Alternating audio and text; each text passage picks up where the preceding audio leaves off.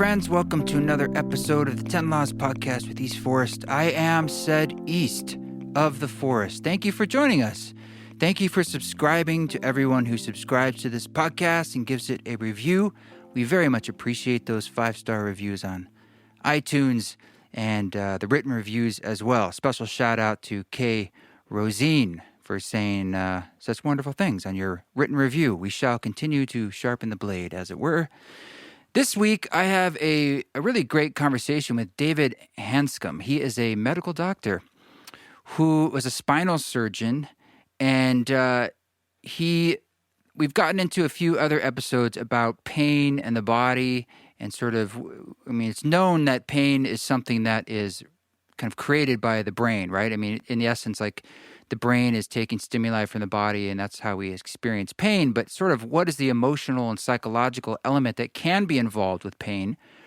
And for listeners of the podcast, you know that I've had my own personal experience with this, so I get very interested in the subject because for some people, not everybody, for some folks with that recognition, you can actually avoid a lot of headache and heartache and physical pain if you take that into account as a possibility. So this is just another amazing exploration of how he recognizes some people didn't need spinal surgery, not all people, but and sort of the techniques involved to alleviate that pain and work with those subtler layers of our consciousness. So I think you're really going to dig this conversation.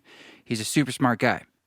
Before we get into that, I need to give and want to give such a special thank you to everyone who has joined the East Forest Council that is now on Patreon. We just launched it last week, and I want to give a shout out to everyone who joined on, which so far we're almost up to, there's 20, upper 20s here, almost 30, which is fantastic. And we want to make this as vibrant as we can as a community. And there's different levels that you can interact and engage.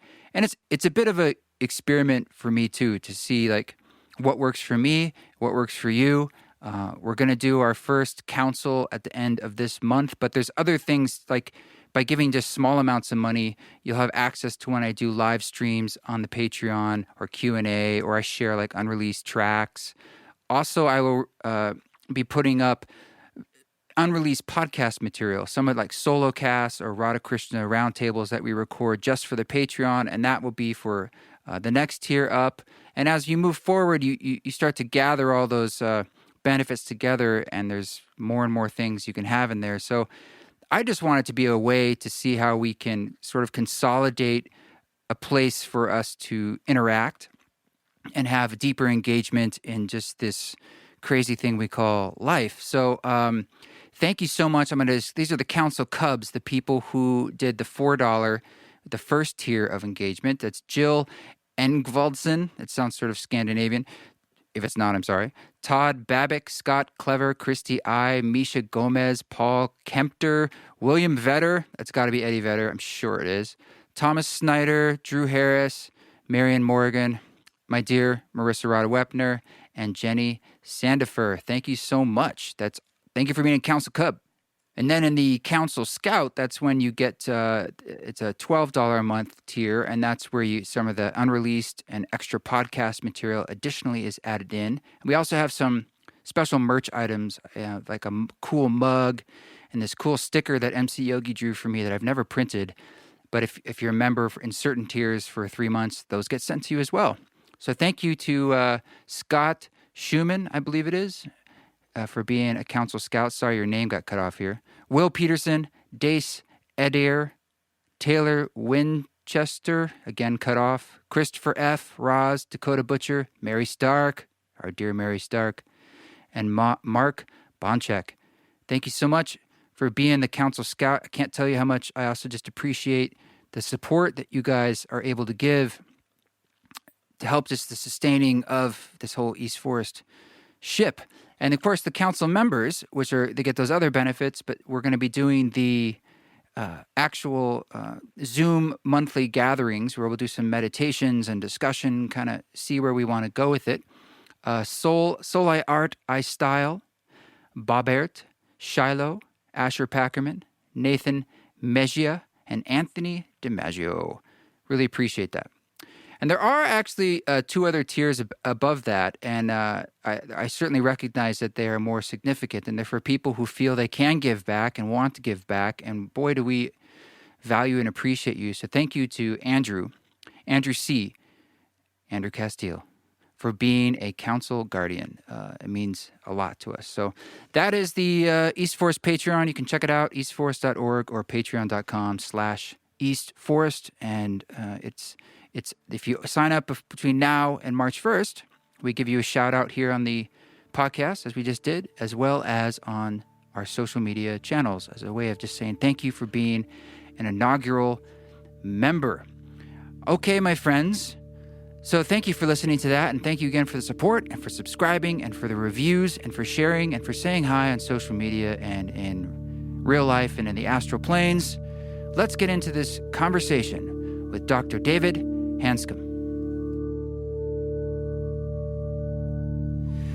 Well, thanks for joining me, Dr. David Hanscom. It's a pleasure to have you on, and I have a copy of one of your newer book, Do You Really Need Spine Surgery? And I wanted to talk to you, not because I personally have to have spine surgery, but because I think there's a much larger subject that you're getting into here that feels very important. And I think the first thing would be great if you could just give us a quick background on just who you are and why you are such an expert in what we're going to be talking about here. I am an orthopedic spine surgeon. I practiced complex spine surgery in Seattle, Washington for 32 years. I quit my practice in January 2019 to pursue this project full time. Excuse me. And what's happened is that I developed chronic pain myself for about 15 years, and I didn't know how it started. I didn't know how I came out of it. And I gradually learned with my own journey and talking to hundreds and actually thousands of patients that I offer suggestions, some worked, some didn't.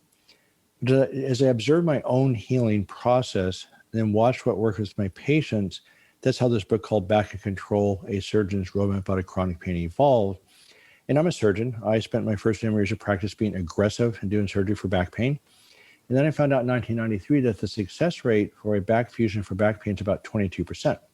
So I stopped. I thought it personally was around 90% success rate because it's a big operation. If you fail the operation, there's a bit of a downside. And why would you go through an operation like that if the success rate wasn't like 90%? Yeah. I mean, what percent success would you want if I said, okay, you have back pain, I'm going to do a big operation on you. It's big. 100. I want it to be like, so how does 22% land with you? Terribly, considering the risk of surgeries and being in hospitals and the pain and the fact that you're opening up someone's body. That's a big deal. Right. And the other thing that data came out in the last 5 years, the chance of making you worse is actually about 40%. Okay, but this is my thing, is like I went through my own thing with pain a few years ago, and someone gave me a book by Dr. Sarno, and it really opened up my eyes to emotions and pain. And right. What I'm not understanding is if this is fairly well established, like you're saying, there's actual data, right. Why is it not more widely regarded and known inside the medical field?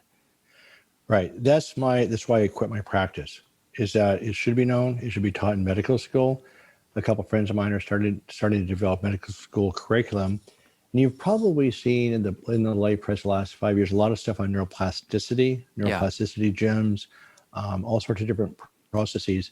So the rest of the world is waking up to this pretty quickly. The chiropractic world's ahead of it, physical therapy, the different types of healers, acupuncture, EMDR, tapping, all those are actually systems that by the end of the show you'll understand why they work. So I'm a surgeon. I was cynical and skeptical as could be about all these things working. I'm going, I'm a surgeon. Just give me a knife and we're going to fix somebody. And again, in 1993, when I found out the operation had a 22% success rate, I just stopped. So in the meantime, I developed severe chronic pain myself for over 15 years. Again, I didn't know how it started or why it started, and I didn't know how I came out of it. But what happened is driving across the 520 bridge in Seattle, I had a panic attack. So I went being from an absolutely fearless spine surgeon to crippling anxiety in 5 minutes. Once that happened, I could not put it back in the bag. So for the next 15 years, I developed multiple physical symptoms, progressive anxiety, developed even an obsessive compulsive disorder the last 7 years, and I had migraine headaches, my ears were ringing, my feet were burning, there were skin rashes popping up all over my body. My Wow. stomach didn't work very well. I had back pain, neck pain. So I had 17 different physical symptoms, but I didn't know the problem. What's happened in the last 12 months, I started working with Dr. Stephen Porges and a group of scientists and physicians around the country. And I feel like I'm at the end of a 30-year quest. In other words, this started in 1990s when I had the panic attack. And of course, I kept searching and searching. What the heck happened? So I had everything. I had a nice practice, nice family. I was enjoying my practice. I was in a lot of stress, but that was my life. I mean, if you're not willing to take on stress, you shouldn't be a spine surgeon. But it builds up, apparently. Was that it? What? It builds, it seems. There's a cumulative dam effect of something there. It feels like the body's trying to communicate on a level. Well, let me jump right to anxiety just for a second. So I'll explain the rest of the show a little bit more clearly in that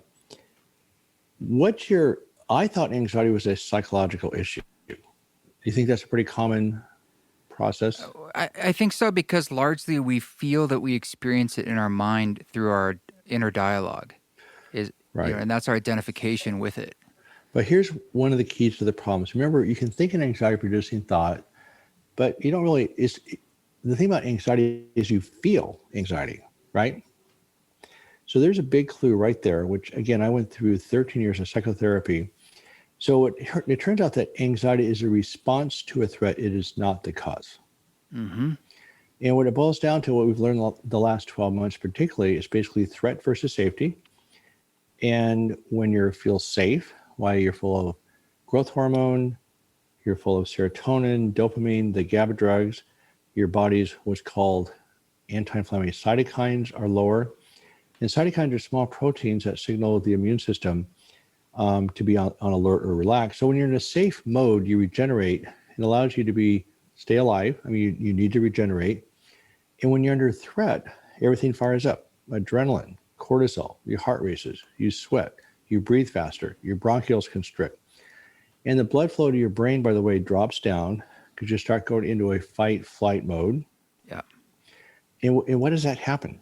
That's not psychological. Your whole body chemistry has changed. Is that psychological? No. So here's the deal. Every physical symptom, every symptom that you have, and mental symptom, by the way, is your body's response to the environment. Sure. Your body's pulling in sensory input, eyes, ears, nose, skin, touch, feel, whatever it is. Your body's processing the environment. And then the way we evolved and the way we survive is we take action to avoid threat and seek safety. So if you're walking down the street and see your childhood bully walking at you, what's going to happen? You're going to get tense, right? It's an physical automatic response. reaction. Yeah. Right. Yeah. Or your boss screams at you, or you almost get hit by a car. All those things create a sensation which fires up your body's defenses in order to survive. That's a sympathetic nervous system. So what I didn't realize, I learned it in medical school, but again, as physicians, when I talk to my colleagues, none of us really internalize this very well because it wasn't emphasized.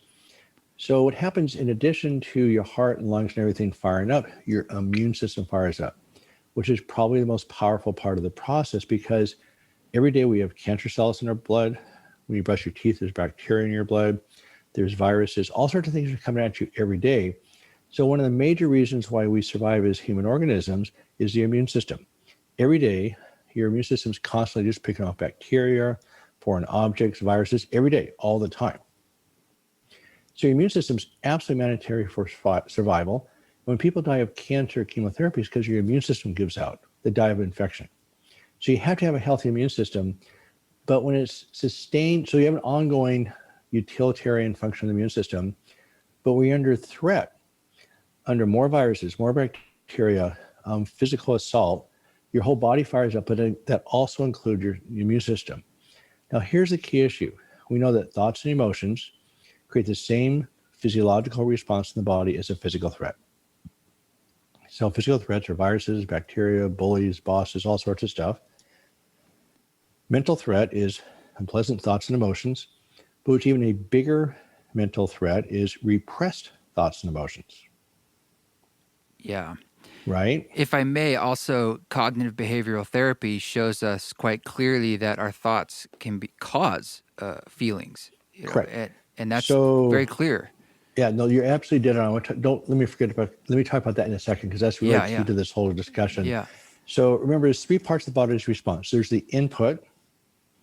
That's where cognitive behavioral therapy changes the input. Remember, thoughts are sensory input, just like taste, sound, touch, smell, Mm-hmm. that goes to the nervous system. So the second part's the nervous system.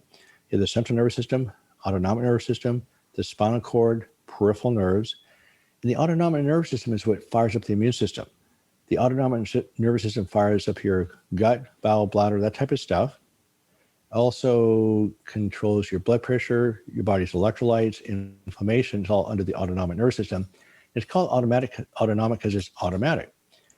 So you have this ongoing maintenance function, but under more threat, you fire up the immune system in addition to the normal functions of the immune system. So you have the input, you have the actual nervous system that can be sensitized or relaxed. So if you have the sensory input on a sensitized nervous system, the response is going to be more dramatic. Then you have the output, which is the final sensation, which is either threat, neutral, or safety. Now, most of the time your body is working in a realm that's safe. It's neutral. So I'm automatically, if I look at the sun here, my eyes constrict. I'm automatically shifting in my chair so I don't get pressure sores. So the amount of automatic function that your body does is incredible. My cat has the same function, Yeah. right? But she doesn't have consciousness, right? She doesn't have thoughts like we do. She doesn't have language like we do. So humans have a perverse function is that we have consciousness. So thoughts and emotions and concepts that are unpleasant fire up the nervous system the same way. So what cognitive behavioral therapy does, you recognize the cognitive distortions, and then you see its effect on your nervous system, and then you reframe it. You change the thought. So what you're doing, you're changing the input. So there's lots of other tools like mindfulness and meditation, is that as you do deep breathing, relaxation, humming, mindfulness, those types of things actually drop the output. So what those do, they actually stimulate the vagus nerve, which is very anti-inflammatory. And so when you do these different processes like EMDR, the meditation, mindfulness, relaxation, you're directly stimulating the vagus nerve. Yeah. So I want to go back to the anxiety thing for a second. So anxiety is a response to a threat, not the cause. So when you have a threat, your body fires up, goes on the defense, changes your body's chemistry dramatically, including the immune system, and you feel agitated and nervous, right? You have a sensation. And remember, it's a survival sensation, so it is intended to be incredibly unpleasant.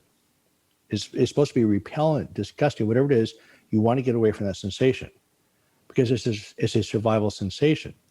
So my cat has the same sensation, but she doesn't have words for it. So humans have words, so we call it anxiety. Anxiety is just a word. So what's happening is that it's your total body's response to a threat. Your central nervous system is coordinated in the show, but if you didn't have a central nervous system, you wouldn't be alive. I mean, central nervous system is just the way cells communicate with each other. It's all one enmeshed unit. So I do not like the word mind body anymore because it implies a separation. It's just a unit response to the environment. Mm-hmm. So I'm under threat. My sensors are pulling in data that says danger, and my cytokines fire up, my body chemistry fires up, and I'm on high alert.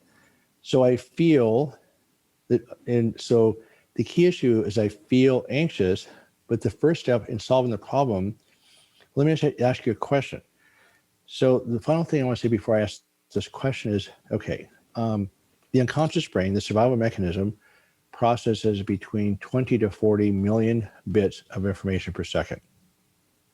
That's a lot, right? Yeah. Yeah. It's filter. It's a big filter. The massive survival response. Remember, the species of creatures who didn't pay attention to these impulses didn't survive. Guess how much the conscious brain processes? You mean filtering out? I bet it's billions of bits of information. It's 40. 40 billion neurons? 40. No, I'm talking about not the number of neurons. I'm talking about bits per second. In other words, how fast does the brain process? So I'm taking in feel, touch, light, all these things are coming into my body at the same Sure. time. Yeah. So my brain is processing 20 to 40 million bits of information per second. That's more than a supercomputer. I Way mean, more. it's like it's an unbelievable machine. Do you know how many cells there are in the body? Trillions, maybe? 30 trillion. Is that more than stars in the in probably the universe? I mean, No, there's but what billions is of more, so what is galaxies and more than stars in the universe is that your brain has 80 billion nerve cells, somewhere between 80 billion to 100 billion. Each neuron is connected to 10,000 other neurons. okay. All right, Okay, hold up. so that's what happens. That's what's more. So they estimate there are more connections in the brain than there are stars in the universe. And when pain is happening, this is what I think is really important and what you're pointing to. It's a form of communication in a sense. And It just says danger. which is, but there's a reason why these lower levels of your consciousness, your body, your unconscious are causing these. It's a way of like, whether it's distraction or trying to put up a red siren in a sense. I feel like there's a message there to be heard. Well, I'm just going to pretend I'm my cat for a second. So my wife and I are obsessed with her cat. So it's amazing to watch her leap on top of an 8-foot fence. She jumps. She's quick. She's very fast. She knows she's supposed to be fed. She knows all sorts of stuff. She treats my wife completely different than she does me. So this cat has some type of awareness, but she doesn't have language. So if she's threatened by a dog or there's another cat in the yard, she goes crazy. She has an incredible survival response. But remember, in the evolution of life, the species that did not pay attention to threats just didn't survive. The species that didn't have the immune system to take care of certain viruses and bacteria didn't survive. So what's happened, for instance, let's talk about the COVID crisis for a second, is that there's some over, I don't know what's the data. It's like, I want to say over 100,000, but I think it's like way, way more than that. So there's T cell immunity, which the actual T cells are like a big repertoire, a big bank of immunity that's been evolving over hundreds of millions of years to be aware of any known virus or bacteria that comes into the body. So a certain bacteria or invader that comes into the body, your body recognizes it and your T cells pick it up. If it's a bacterial infection, which is more acute, then your B cell immunity kicks into gear. Okay, there's T cells and B cells. So what happens with the COVID virus, we estimate there's like 20 or 30 types of T cells that are effective against the coronavirus. That's why some people are exposed to the coronavirus and don't get it, because they have a pre-existing immunity that not everybody has. So if the flu comes through, maybe I was exposed to a similar brand of flu 20 years ago. So I may not get this season's flu, because my body has this library of T cells that it chooses to fight off the infection. So again, the whole concept here is that your unconscious survival response is huge. It evolved over hundreds, actually billions of years. And the species that didn't adapt just didn't survive. What humans have is this extra layer of consciousness, which is only about 70,000 years old. So we have language. So my cat has the same survival response. Humans have words. We call it anxiety. We call it frustration. We call it bipolar depression.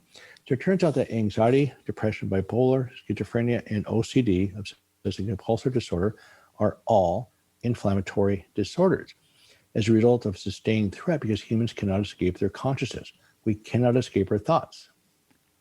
Every human being, every person, I don't care who you are, you may have different ways of coping with it.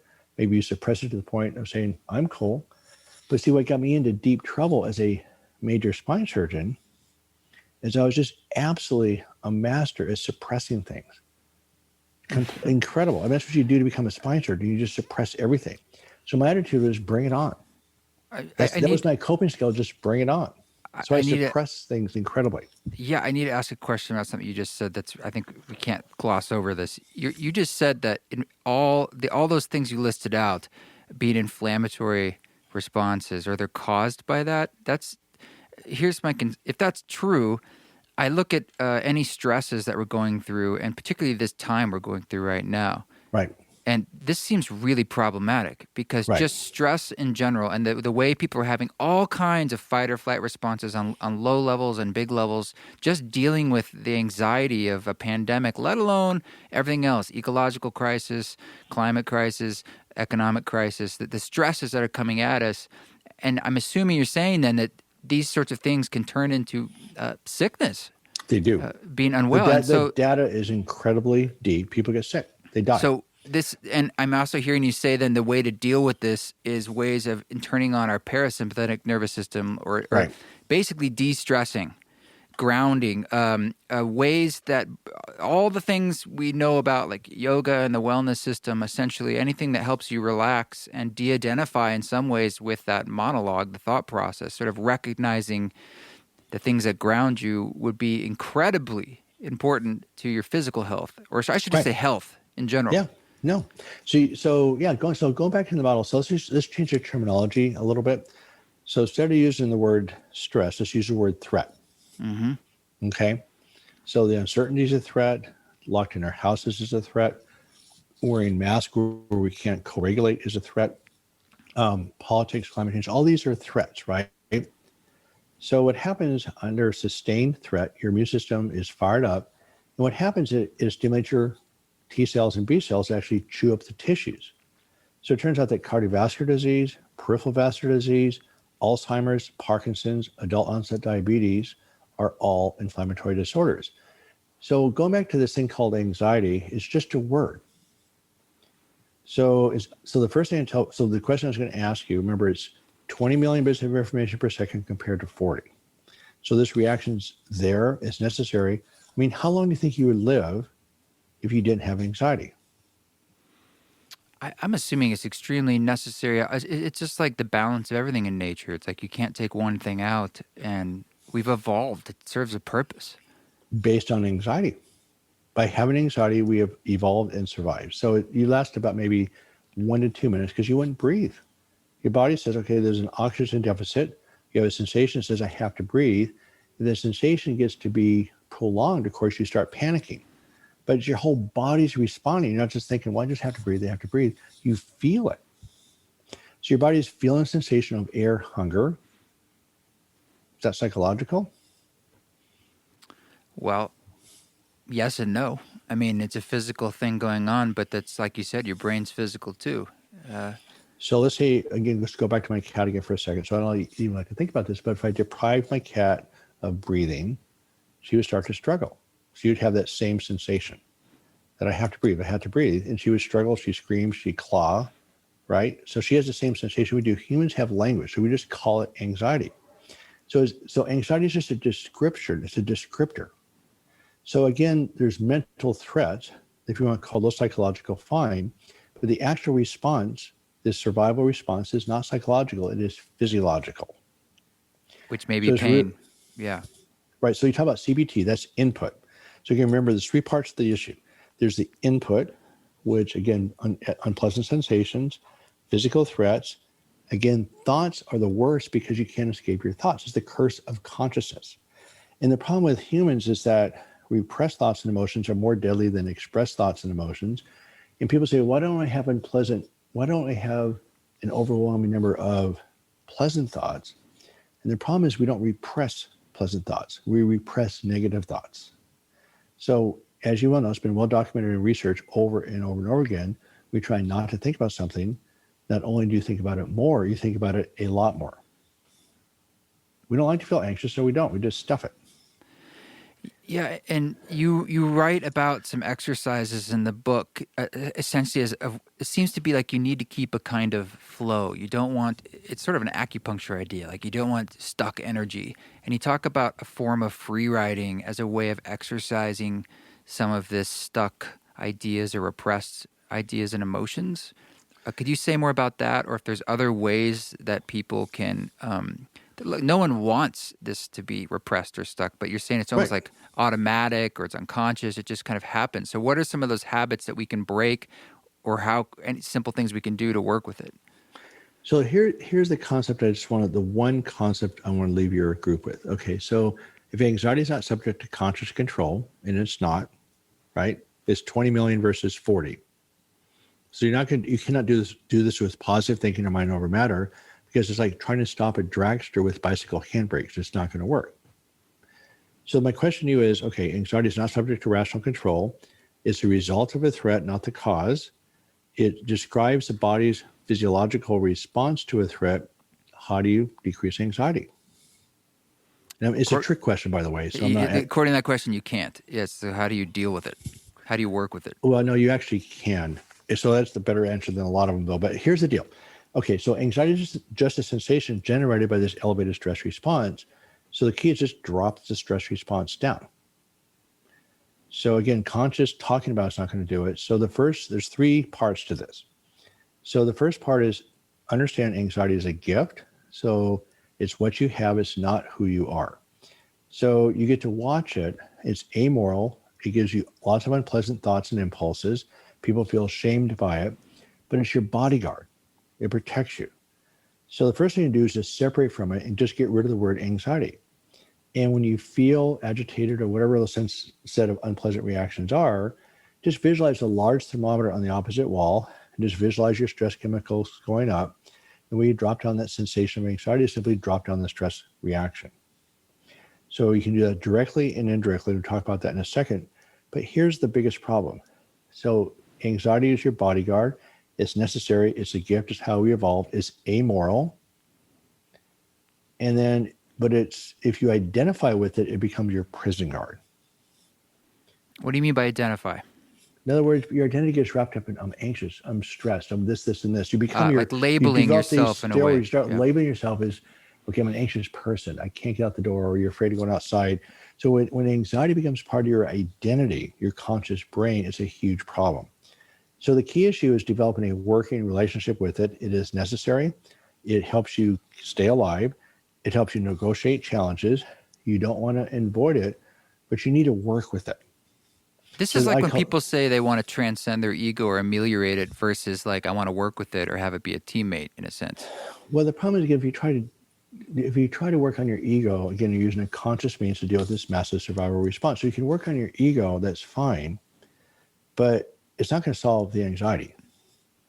Now, the thing is, the reason why mindfulness and meditation tools work. So let's go back to the 3 parts of the process. You have the input, the actual nervous system, and the output.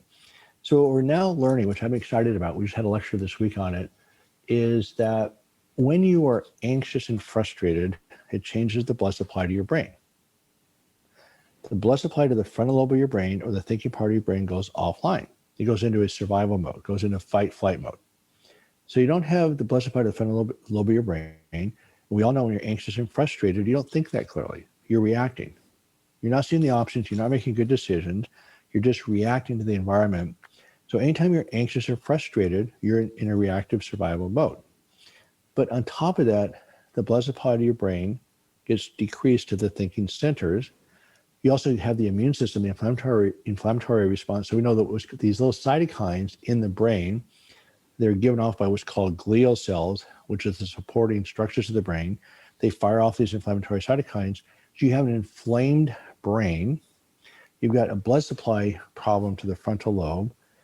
And so it doesn't work very well. And indeed, people under sustained threat, in other words, in chronic pain, you're trapped. That's threat. That's a real threat. So you're trapped by pain on top of other life circumstances. Your brain's totally inflamed. As you know, Dr. Sarno called the word rage. And by the way, the work I'm doing is an extension of Dr. Sarno's work. Same idea. It just goes a lot deeper with more variables, and he didn't have the modern neuroscience that we have now. So I didn't understand what I was doing until maybe 2009.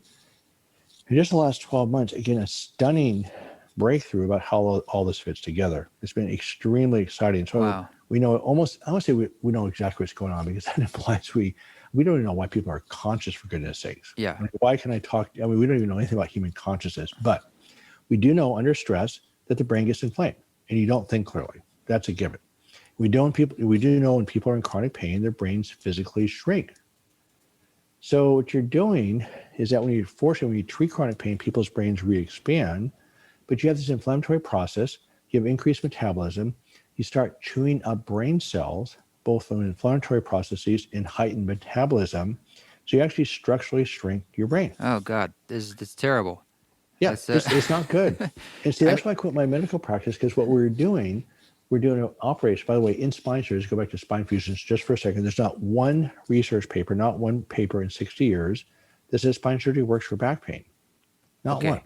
Well, I would imagine though, this is an important point we need to cover. Is like I can hear people saying in their mind, "Look, sometimes I hit my thumb with a hammer, it hurts. It's Right. physical pain. There's an acute thing that caused the pain." So they might be thinking there's real pain, and then we're talking about what they might label as emotional pain. And we need to get into this a tiny bit Oh because yeah. No, I agree. So, like I said, how long? Remember, pain. In other words, let me just jump ahead. So, anxiety is the pain. If you hit your thumb, it hurts, and of course, you worry if you hurt it, you damage it, and your body sent a danger signal that you exceeded the limits of that structure, right? So pain is a danger signal. So just like a bright light is uncomfortable, not exactly painful, but unpleasant. So again, instead of using the word, okay, you hit your hammer, you had an unpleasant sensation or a threat. So acute pain is absolutely mandatory to survive. There's a disease called congenital indifference to pain, where people are born without pain systems. They have no pain systems. very They only, dangerous. Yeah. they only survive about 10 or 12 years. They've actually done research trying to develop artificial pain systems, and they just can't do it. In other words, if people put on this protective coat of armor to mimic pain, it's designed to send an impulse to the brain that says danger. What the people do is just take the glove off and just put the hand right into the fire and pull out what they want to pull out. There's no way to protect themselves if you don't have pain. So acute pain is a gift. There's a book, by the way, I showed a website post last week called Pain, the Gift That Nobody Wants. So that is real pain. So same thing as somebody says something that hurt you or you're bullied at school, that doesn't feel very good, right? Somebody threatens you, somebody bullies you. We say you hurt my feelings. So it turns out that emotional pain and physical pain are processed in the same part of the brain. So there's acute emotional pain. When somebody hurts your feelings, you make up, move on, and it goes away, right? The problem with consciousness, again, we can't escape our thoughts. We have exposure to sustained threat. So again, now you have these repressed thoughts and emotions that go to the same part of the brain. The immune system stays fired up. And I just gave a lecture yesterday on stress management, is that the stress that's the most damaging is the stress that you can't manage, right? If you can manage it, you just don't do it. We're not all masochists, just want to stress ourselves out on purpose. But with finances or relationships or chronic pain, when you're trapped by anything, you have a stress response. But what happens next? Let's say I put your hand over a hot stove. Okay, in an acute scenario, okay, that's real pain, you pull your hand away, right? So when you put your hand over the stove, what happens to your anxiety? Goes up. And what do? You pull it away. Okay, now what if I grabbed your hand and forced you to hold it over the stove? What would happen to your anxiety? It go through the roof. Yeah. And what would be the next emotion? Oh, all sorts of emotions. Fear and protecting yourself and angers and Anger, right. Anxiety and anger are the same thing. Anger is an increased survival response in an effort to regain control. So you'd fight me, you pull your hand away, whatever it takes, but you have increased body chemistry to try to make that happen. So remember, the antidote to anxiety is control. And control the situation is causing the anxiety. Again, I'm going to use the word sustained. So you solve the problem causing anxiety, and when you can't solve it, you kick in more stress chemicals in an effort to regain control. But when you're trapped and you remain in pain, Dr. Sarno, as you know, called it rage. And there's two papers out recently, which shows that the impact of chronic pain on a person's life is equivalent to having terminal cancer. Except the papers actually document that it's worse, because at least with cancer, you know the problem. In medicine, as you know, you get bounced around and say, well, this is just something you have to live with. Nobody tells you what's going on. So at least when you have cancer, you know the problem with either a positive or negative endpoint. In chronic pain, you're trapped by this thing. You don't know what's going on. Nobody's helping you out of the hole. And who knows where it's going to end. So that's why I call it the abyss. It's really dark. So let's go back to the word anxiety, though. It's just a name, just a word. It's the same reaction my cat has. We have this survival reaction that's intended to be extremely unpleasant. So we put a word on it called anxiety. So the first step is to separate from it. This is what you have. It's not who you are. Just visualize that thermometer, that when you feel that sensation, just visualize the thermometer going up and down. So the first step is to separate from it. And just that awareness starts a process. This is like Eastern stuff too that we talk a lot about in various ways on the show. The witnessing itself, the awareness of the awareness in a way is the doorway Right. in a lot of But the teachings. first step, though, is being aware when you're unaware, right? This is what I'm saying. Yeah, it's like Yeah. that ability to see it in a sense.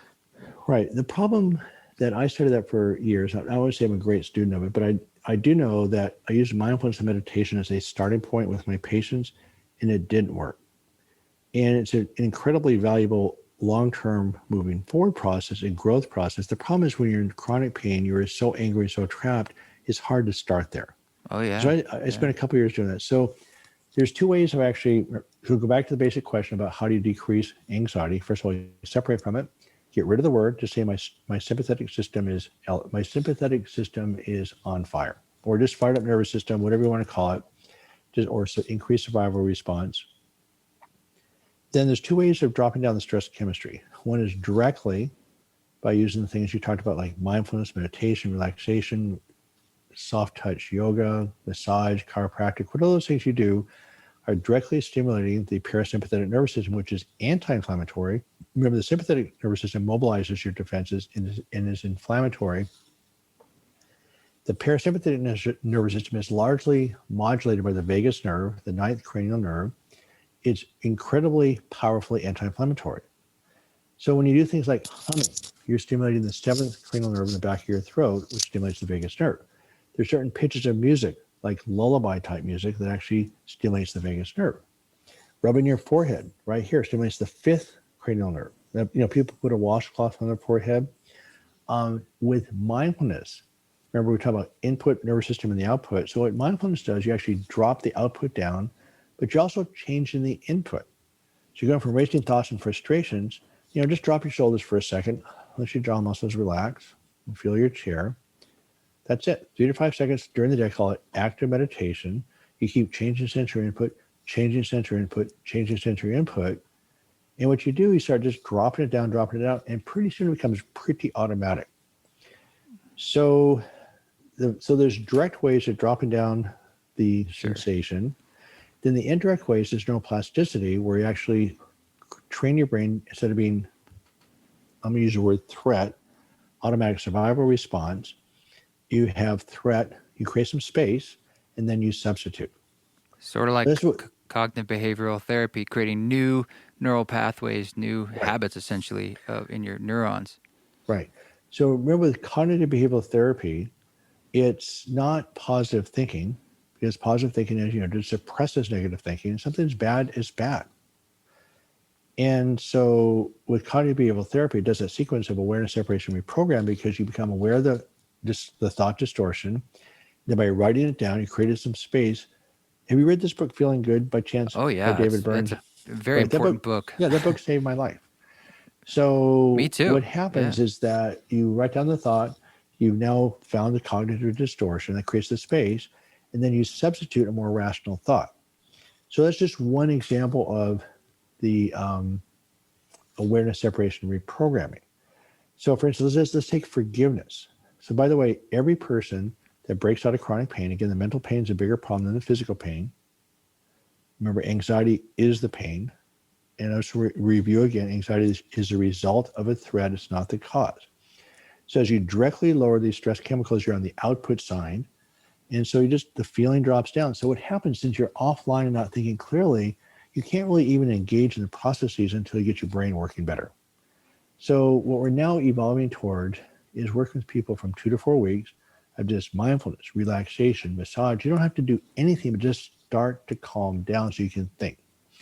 So usually within 2 to 4 weeks, people start to calm down enough to start moving forward. So that's the output side. So with forgiveness, again, nobody heals really until they can let go of the past, but you can't just get to forgiveness because you're justifiably angry, right? Okay, so then you have the nervous system itself that's fired up. So if you have, let's say your kids are running around the house and yelling, and you've slept well and life is good, it doesn't really bother you very much. But let's say you're laying on the couch with sort of a migraine headache and your kids are yelling. What's going to happen? You're not going to be that happy. So you're lying on the couch with a migraine headache. Your nervous system is not in great shape. So, for instance, lack of sleep, lack of exercise. Sleep is a big one, by the way, as you know. Um, just the state of your nervous system on a given day, depending on the stress, determines the state of your nervous system. So some days you can take a lot of stress, some days you don't take so much. The word one of my friends uses resourced. Some days you're more resourced than others to deal with stress. Remember, going back to the very beginning of our conversation, every symptom in your body is created by your body. I'm not going to say just your brain, but your body, including your nervous system, processing sensory input and creating appropriate actions to stay alive. So your nervous system is the key coordinator of this. So all this other part of your body, the structure of it, are all supporting sensors that give input to this nervous system, allows you to take appropriate action. So the state of this processing unit is huge. That's why the first thing we always work on is sleep. So then the input, let's talk about forgiveness again for a second. So we drop down your nervous system, the output with breathing exercises, etc., to drop down to drop down the sympathetic response. And you're working on the nervous system itself with working on sleep, exercise, different types of things like that. And then the input is really critical. So forgiveness is an input function. So with forgiveness, you can't just get to forgiveness without going through the process. So you first of all have to acknowledge your injury. A lot of people suppress it. It's also found out that 90% of people in chronic pain, mental or physical, are still angry at the situation or person that caused the problem, 90%. But interestingly enough, the person that they're the most angry at is themselves. So you have this forgiveness thing, it has a bit of a religious connotation, which is actually completely false. Forgiveness is actually a selfish act. So why do you want somebody that hurt you 30 years ago interfering with your life today? Because remember, the brain works in linkages. So when you think about that person or hold on to that person who injured you, why do you want to give that person who you dislike a lot power over your life? So forgiveness is simply breaking those links. It's a learned skill. There's about 10 different ways to do it. It's an ongoing progressive process. In other words, you don't forgive this person, and you're home free. It happens every day. 5 to 7 times a day, you get angry, frustrated. Anytime you're anxious or frustrated, you're in a reactive pattern. So again, with neuroplasticity, it's awareness, separation, and reprogramming. So forgiveness, you could create an awareness of the emotion. If forgiveness is that separation, then the reprogramming is the spiritual journey, giving back, play. But you can't really play if you're holding on to anger. That's why I don't use the word forgiveness anymore. I use the word more like processing anger. Remember, anger and anxiety are the same thing. Anxiety is really heightened anxiety. So it's a very strong, powerful survival emotion. You can't get rid of it. You do not want to get rid of it. You would not survive without anger or anxiety. Yeah, there's a So kind again, of honoring of all the roles that a lot of these natural processes play, but it reminds me of hearing about in some Indian traditions the righteousness being called like the main thing, the biggest thing of overcoming on the spiritual journey, like the main doorway, and there's a connection there with anger, with forgiveness. You know, of being like, well, no, I am right, or I have been wronged, or it's my way or the highway, and it's like, but what is that doing to you? You know, what kind of tightening of the grip is that? That's actually causing all sorts of other problems. well, if you're in the mood sometime, I would love to spend the entire episode on anger forgiveness because it really is. I would say it's complicated, but again, understanding that what I'm now learning just the last few months even is that okay, people remember anger is powerful, and there's a sequence of becoming angry. We have a circumstance you blame, and then you're a victim of that circumstance, and then you're angry. So you have to be a victim before you become angry. It's a complete sequence, whether it's a perceived anger, perceived wrong, or a real wrong. By the way, being in pain is a real wrong. You blame, victim, anger. And anger is powerful. It feels powerful. It is powerful. It helps you survive. So it keeps you safe. So remember, the ultimate goal of this process is safety versus threat. So the reason why and anxiety is vulnerable.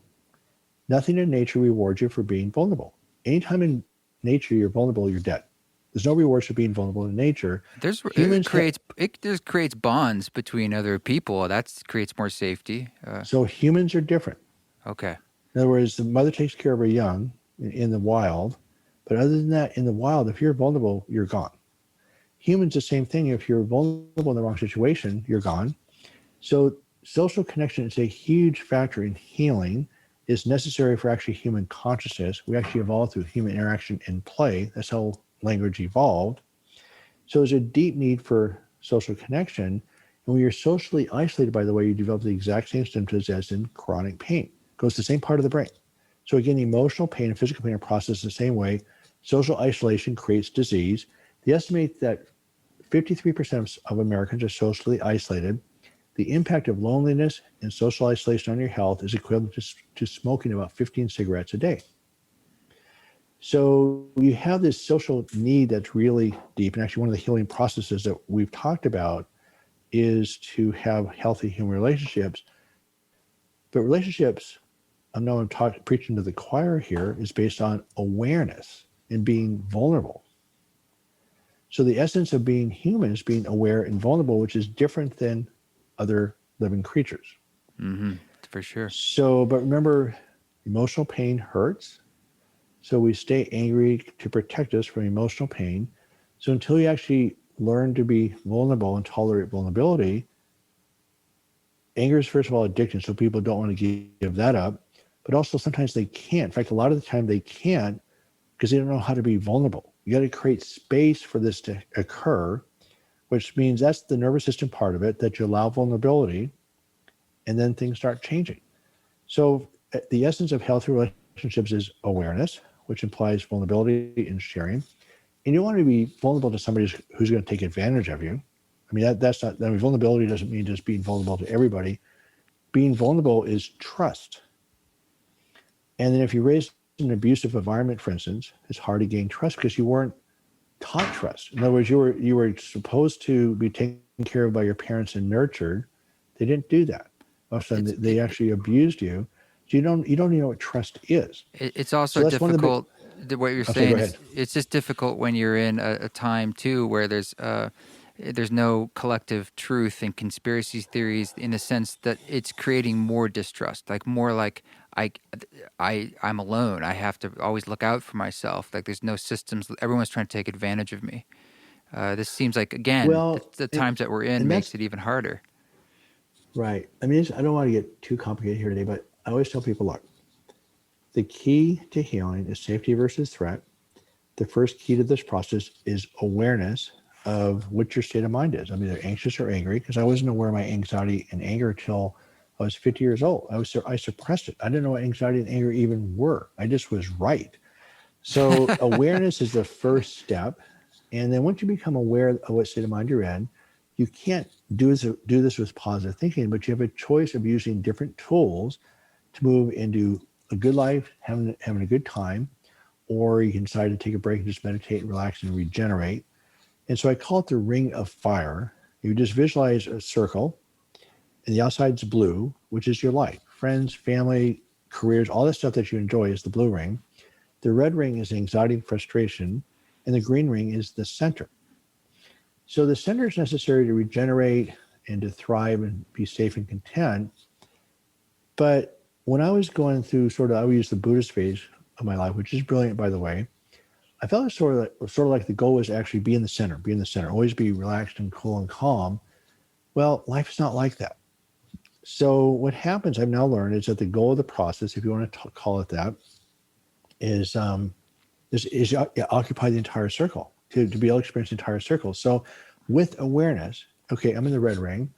Okay, I'm going to use some of my tools to go back into the blue, just have a good time, let it go. Or maybe I need to take a break and just go into the green. So but when your your activities emanate from the center of who you are as a person, you still have to go through the red ring to get to the blue. But again, develop that working relationship with the red, the width of that ring becomes narrower and narrower. It's always going to be there as necessary. But if you relax and just sitting here doing whatever you want to do, let's just say I want to go up to the mountains to go ski. Well, it sounds great, but there's the anxiety of getting things together. There's a road trip. Maybe the weather's bad. I mean, even if it's a little bit of anxiety, it's still anxiety. It allows you to get things done that you want to do that are enjoyable. So as you learn to develop this working relationship with anxiety and anger, not to get rid of it, not to conquer it, not to solve it, but to work with it, you get to experience the entire circle of life. So that's the essence of the process. And that's why I do want to, there's an exercise called expressive writing, but what I don't want to leave the listeners with the idea that I'll do some mindfulness, meditation, relaxation. There's all sorts of different tools, forgiveness, etc. But it's this sequencing that's really critical. So I did put together, I wrote the book Back in Control, a surgeon's roadmap out of chronic pain. Turned out to be much more about mental pain than physical pain. And then between the book and my website, I've seen well over 1,500 people go to pain-free. But the fun part is that their anxiety drops. Then their creativity comes back. They get remarried, new jobs, new careers. So they thrive at a level they've never experienced before. And so I have one gentleman who was in chronic pain for 20 years. He's in his 60s now. He had 27 surgeries in 20 years. 27. Wow. Drug addiction, alcohol, suicide attempt. He's now been pain-free for almost 5 years. I did not think that was possible. So what happens, what you're doing, you're learning the tools to simply regulate your body's chemistry. You learn which part of this sequence of input, nervous system, output you're working on. So you know exactly what you're doing. There's never one tool that's the solution. So you use mindfulness to drop down the body chemistry. Maybe you'd rather do the breathing exercises, maybe both. There's different ways of obtaining sleep, the different aspects of CBT versus what's called ACT versus forgiveness. All those are critical parts of it. So it turns out it's just a multi-pronged, self-directed approach that solves the problem. So it's very self-directed. We just released what's called the Doc Journey, which is more of a sequence of awareness, hope, forgiveness, and play. Again, you really can't get to play until you actually let go of anger. So it's a sequence based on hundreds and hundreds of patient successes. It's more of a straight line journey than the ones we've seen in the past. So what the Doc Journey offers is this guided journey. It's also going to include an app, which is almost ready to be released. We do a Q&A session twice a week, which has been powerful in the group setting. As you mentioned, the group setting is very powerful. There's webinars, there's video tutorials, but I'm excited because I'm able to explain anxiety better, pain better. I understand it better myself. And we're just seeing people, probably over half the roundtable is gone to pain-free in about 3 to 6 months. These are people in years and years and years of chronic pain. So that's why I quit my practice, watching people really being hurt badly by surgery and other interventions. Then I'm watching people go to pain-free and thrive with minimal to no resources. I think I just guesstimate it's between $500 and $2,000 people go to pain-free.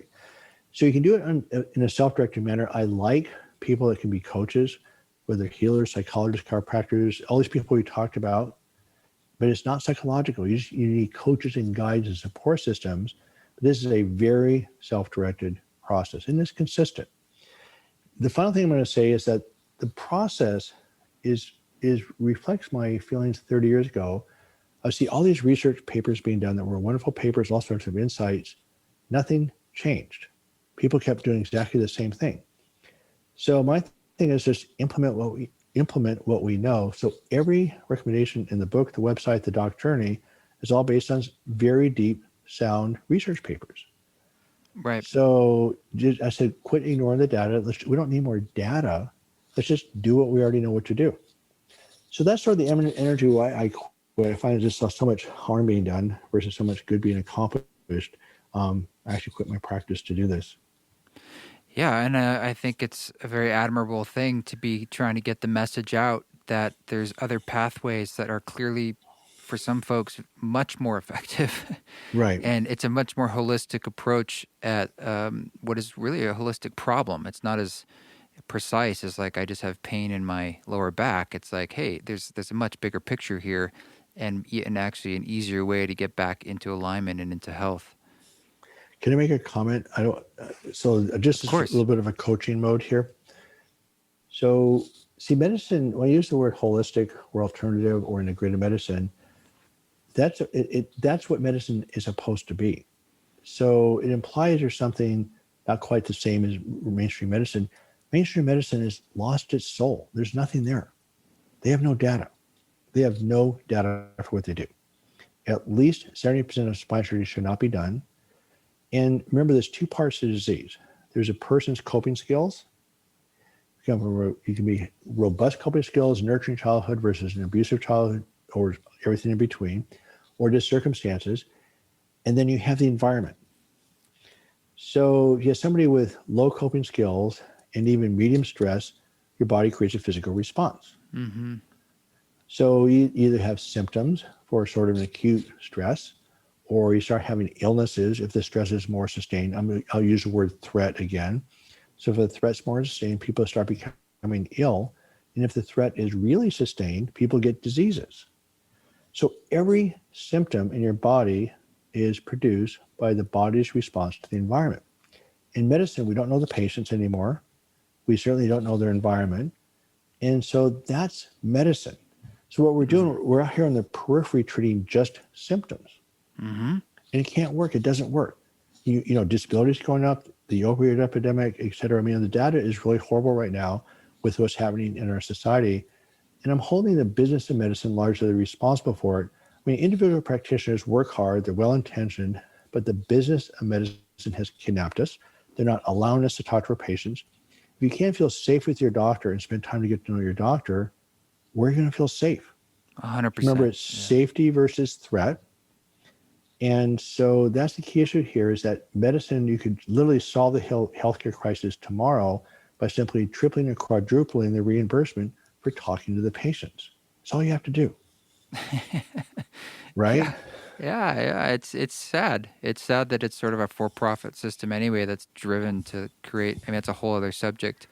That's the way we've set up keeping our community, our country healthy, and Right. it does not. It doesn't make us more healthy. It does the opposite. It's incentivizing profits over health. It actually incentivizes sickness in a way, and we get into a thing like a pandemic, and it blows my mind that like even the basic things like, hey, if you want to get tested, it's free and here are all the places you can go. Even that, Right. like everyone's Right. different. Oh, I have to pay. And then I don't know. I don't have a doctor. I don't have health insurance. It's crazy. Right. And that's just the basics. So Yep. things like you're talking about, I think are really important because at the end of the day, people from the bottom up, from the individual out, have to take responsibility in a sense to say, like, okay, what can I do? How can I take responsibility for what it means to be alive and be healthy and balanced? And it does, at the end of the day, emanate, as you're saying, from this really an internal process. You just need to become educated about what that process is and then do your best to navigate this crazy world and system we're in. So the Right. book's going to help. And I'm sure they can, this is a big subject, so they can dive deeper into your world and all sorts of other resources you have. Is just your website the best way to do that? Yeah, again, there's two parts, but the surgical book, I like it because it's if you're thinking about spine surgery, essentially everybody that's read the book has opted out. Yeah, that's important. If you're So, and then the ones that have done it, you know, do well. So I'm not against surgery. I'm a surgeon, but there's ways of making decisions that are really actually quite simple. What I do like about the surgical book is that it takes the conversation we had today and lays it out better than my prior book, Back in Control, because I just understand it better. I didn't really understand anxiety back in 2016 like I do now. So the surgical book gives 2 chapters that are really concise on the whole thing. The new process is called the Doc Journey. It stands for Direct Your Own Care, the docjourney.com. And then I have a website, backincontrol.com, which you can get a lot of information out of that. And the key is it's very self-directed. It's not very hard, and it's not that hard. In fact, what people that get better, including myself, I mean, I'm one of those people. I mean, it's 15 years of chronic pain. I've been fine for 15 years. So it's disturbingly simple.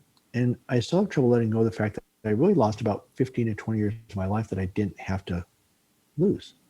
I mean, if I'd been taught this in grade school and understand this anxiety that's normal, and you learn how to make friends with your anxiety, I don't want to use the word friends because it's an unpleasant emotion, but learn to develop a working relationship with anxiety, life changes. Mm-hmm, mm-hmm. So can I ask you a question? Of course. So I feel a little guilty because we covered a lot more territory than I planned today. So I hope I didn't lose people too much. So I'm just curious if you and I'll coach you along with this. Just if we can summarize what I said today in a way that maybe people can remember, because we covered a lot of material today. Yeah, we did. Yeah, and that's fine. Sure. Hey, we're time rich, as I like to So, say. So what from your perspective? I'm just curious if what I'm saying is what I'm trying to get across is coming through. So, what was the main message for your perspective that you got out of the conversation today?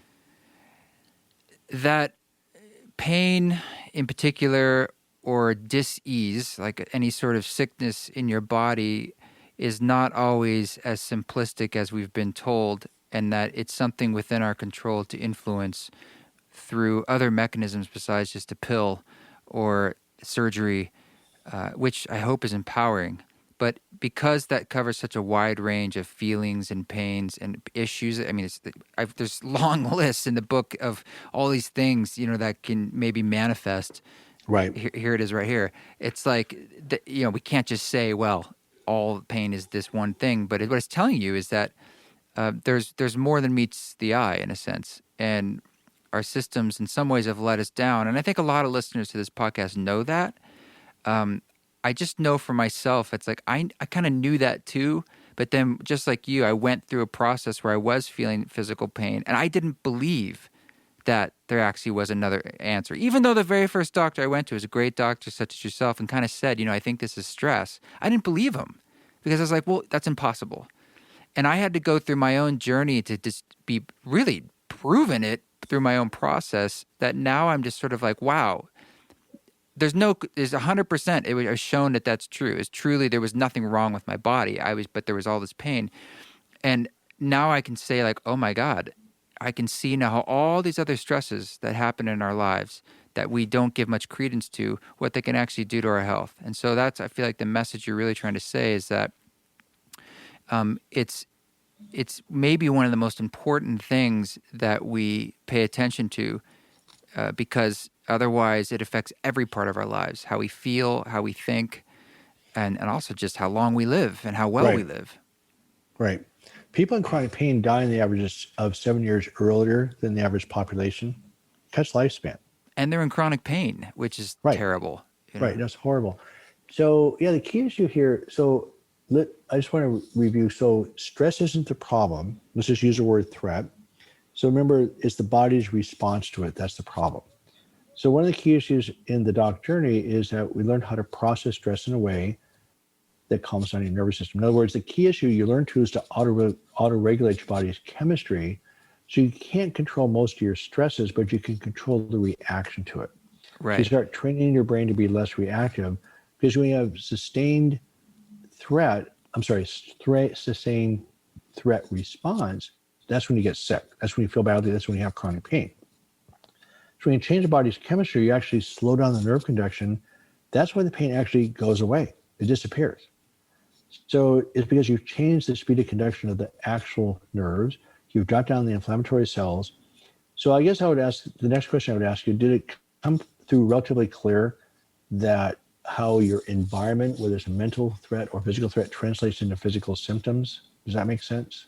Yeah, absolutely. And I'm hearing you say you can short circuit that process with the way you work with it, the way you think about it, these different forms of exercise. I mean, for myself, I had to believe it. And that was the way I short circuited it. It's like I had to essentially be like, no, I believe there's nothing wrong with me. And by telling my body that, in a sense, that literally was the way it would go away. Right.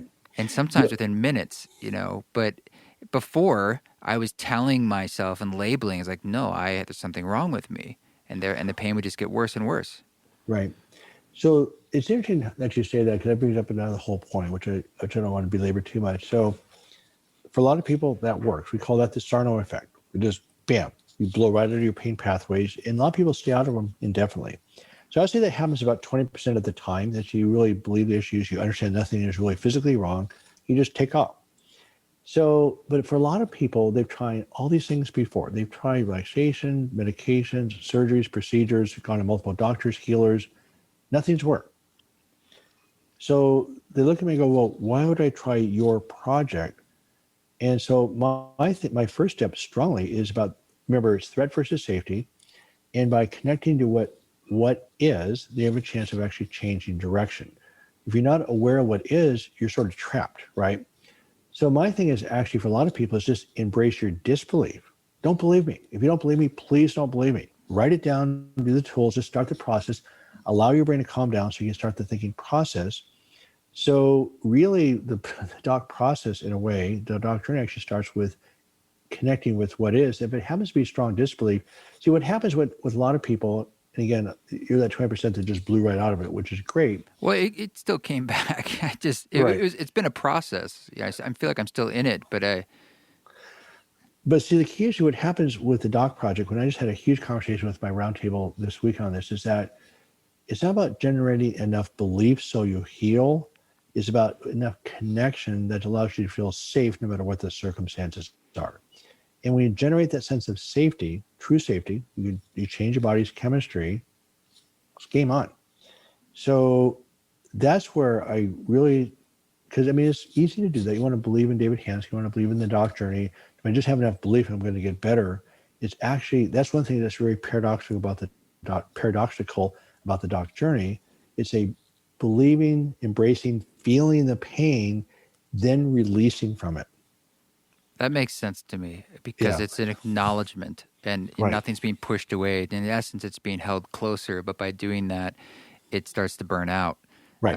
And that makes just sense to me energetically. So I think it's great to hear this from someone such as yourself, who a surgeon and a medical doctor, and we're talking about, as you said, studies as opposed to just like, with all due respect, a yoga teacher or more poetic terms from spiritual teachings. They're all in some ways speaking to a lot of the same things, but you're just able to back it up with like this is coming from medicine, really, and science. Well, when I talk to people like physical therapists, the yoga teachers, the spiritual leaders, they offer something I can't offer. I'm not that I can't do it, not that I'm uneducated, but But they complement. you got to get out of the hole. In other words, you can't just get yanked out of the hole with the spiritual teachings, but see, actually the spiritual journey, play and giving back, that's the ultimate solution. Like you pointed out before we started the podcast, is that you can't solve chronic pain, but you move into wellness. And we start moving into the spiritual journey, the yoga relaxation, those types of tools. It's extraordinarily powerful to combine this process with those concepts because it's just remember, you have the input nervous system and the output. So the key issue is on a given treatment, everything works a little bit, but nothing works in isolation.